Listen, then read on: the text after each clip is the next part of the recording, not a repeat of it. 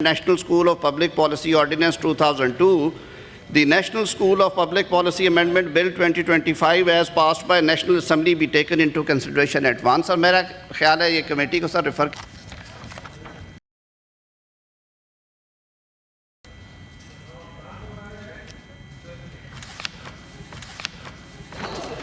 इजाज़त है सर।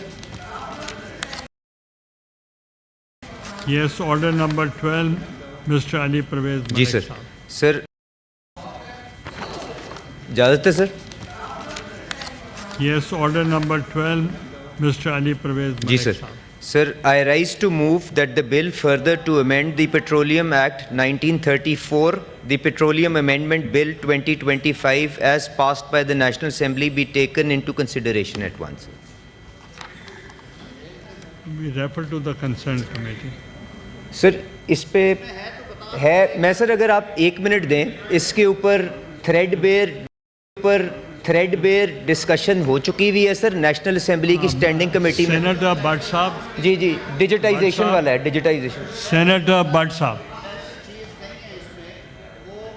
जो पेट्रोल स्टेशंस हैं उनकी डिजिटाइजेशन है कि उन्हें पाबंद किया गया कि वो मैनुअल मशीनें अब ना करें और डिजिटाइज्ड यूज़ होंगी और उनकी इंस्पेक्शन का मैकेनिज्म है। अमेंडमेंट है सर, नया बिल नहीं है, इट्स एन अमेंडमेंट। सर जिस तरह लॉ मिनिस्टर साहब ने बताया, सिंपल डिजिटाइजेशन के लिए और एंटी स्मगलिंग के लिए जो आपकी पावर्स वगैरह, उसके ऊपर ये बिल लाया गया है, अमेंडमेंट है। इसके ऊपर थ्रेडबेयर नेशनल असेंबली के अंदर डिस्कशन हो चुकी हुई है, आप जैसे फैसला करते हैं। लॉ मिनिस्टर साहब। मैं एक आज वजाहत कर दूं और इस पे मैं बल्कि मैं अर्ज कर काकड़ साहब मैं नहीं सर, ऐसा नहीं है। मैं आपको भेज दें, लेकिन मैं ये ज़रूर अर्ज़ कर दूं, ये काकड़ साहब ये अर्ज़ कर दूं, आप भाई हैं, मैं सिर्फ एक अर्ज़ कर दूं सर। नेशनल असेंबली के जो रूल्स ऑफ बिज़नेस हैं, उनके रूल्स ऑफ बिज़नेस में if a bill is passed by Senate of Pakistan, they don't refer those bills to the standing committees और वो at once पास कर देते हैं unless until कोई amendments फाइल की जाएं, तो या वो amendments floor of the house पे आती हैं या वो कमेटी को रेफ़र हो जाता है। ये ग्रेस होती है एक हाउस की दूसरे हाउस के लिए, इसमें कोई ऐसी कोई रेस का मामला नहीं है। हम भी बहुत दफ़ा हम जब अमेंडमेंट्स का कोई बिल आता है, छोटी मोटी अमेंडमेंट्स होती हैं या कोई बहुत थ्रेडबेयर डिस्कस हो चुका होता है, तो फिर कमेटी को भेजते हैं। Sir referring to the committee is always prerogative of the house, prerogative of house है। आप अगर कोई नई लेजिस्लेशन आ रही है तो आप ज़रूर उसको मुनासिब समझे तो भेजा करें।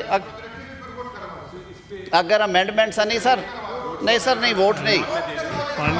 मैं सर मेरे मंजूर काकड़ साहब पार्लिमानी लीडर हैं मेरी इत्तेहादी जमात के, मैं बिल्कुल सजेस्ट नहीं करूँगा। अली साहब नहीं सर, आप बिल्कुल नहीं होगा सर। मैं कह रहा हूँ सर कि मेरे ये आपका राइट नहीं है मंजूर काकड़ साहब।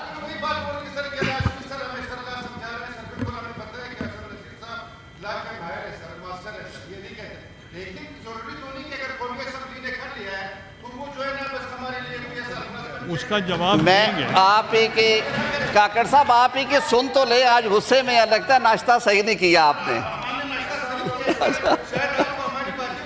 नहीं मैं आपकी बात नहीं वो नहीं है, आप छोड़ें इस बात को। आप सर ये कमेटी में जाएगा। आप हमारी काकड़ साहब 1 सेकंड आपकी तरफ आ रहे हैं। नहीं आप भाई हैं।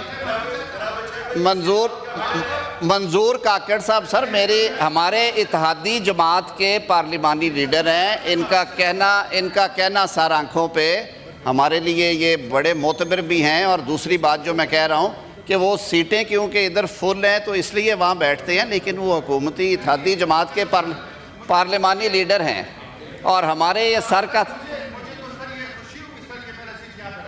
हाँ हाँ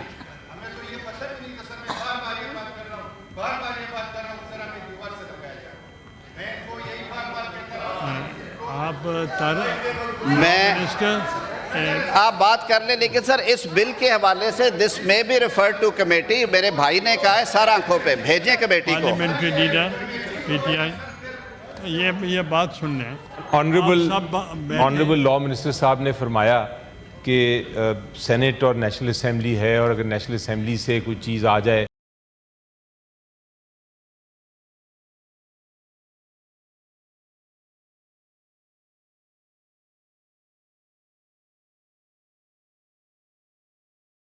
तो उसको हमें रिस्पेक्ट करना चाहिए और हम कमिटीज़ को ना वो हाउसेस इसलिए बनाए सेनेट और नेशनल असेंबली कि वो इक्वली अहम हैं। सेनेट की अहमियत नेशनल असेंबली से थोड़ी इस तरह ज़्यादा बन जाती है कि यहाँ बराबरी है हर सूबे की भी। तो ये कह देना कि नेशनल असेंबली से कुछ आ रहा है इसलिए इसको कमेटी में भेजने की ज़रूरत नहीं होती, रिस्पेक्ट करनी चाहिए। रिस्पेक्ट का मामला नहीं, ये आइनी जिम्मेदारी का मामला है और मेरी नज़र में हर मामला जो नेशनल असेंबली से आता है वो दोबारा नेशनल सेनेट की कमेटी के पास जाना चाहिए, उसके बाद उस पर डिबेट होनी चाहिए सेनेट में। इसी से कानून साजी होती है, क्योंकि कानून जो है वो अगली जनरेशन्स के लिए है। तो मैं बड़ा सीरियसली अपोज करता हूँ लॉ मिनिस्टर साहब की ये बात पे कि हमें रिस्पेक्ट करनी चाहिए एक दूसरे की और उस वजह से हमें कानून को कमिटीज़ के पास नहीं भेजना चाहिए। रिस्पेक्ट अपनी जगह, लेकिन कानून साजी का प्रोसीजर और अमल अपनी जगह। मैं सर इस इशू के ऊपर बिल्कुल कंसीड, ये राइट कंसीड नहीं करना चाहता बिल मूव करने वाले का कि वो कहे कि नहीं मेरे बिल को कमेटी में ही वो जाए तो उसी सूरत में होगा, क्योंकि ये तजवीज़ आज इस बिल के हवाले से मंजूर काकड़ साहब ने दी है जो हमारे हुकूमती इत्तेहाद का हिस्सा है और वो पार्लियामेंट्री लीडर हैं। Without conceding my legal right that it is not rule of thumb, it is not a legal requirement that every bill which is being transmitted by National Assembly has to go before the committee. I am making it again and again, making it clear without conceding on my legal position, sir. मैं मंजूर काकड़ साहब के एहतराम में कि मेरे भाई की दिल आज़ारी ना हो, मैं कहता हूँ जी इस बिल को भेज दिया जाए, लेकिन मैं फिर वजाहत से कह रहा हूँ ये चाहते हैं वोट कराना करा ले, कोई बात नहीं है, लेकिन मैं सिर्फ पार्लिमानी लीडर बलूचिस्तान अवामी पार्टी के एहतराम की वजह से कह रहा हूँ कि आप भेज दें कमेटी को विदाउट कंसीडिंग। ये राइट होता है सर बिल मूव करने वाले का, वो वोट कराएगा। कल को मेरा बिल आता है, मैं आप सबकी इजाज़त से कहूँगा सर इस पे वोट कराएं। We should refer it to the concerned committee. फिर कर दे सर विदाउट कंसीडिंग, मैंने ये अर्ज़ किया है।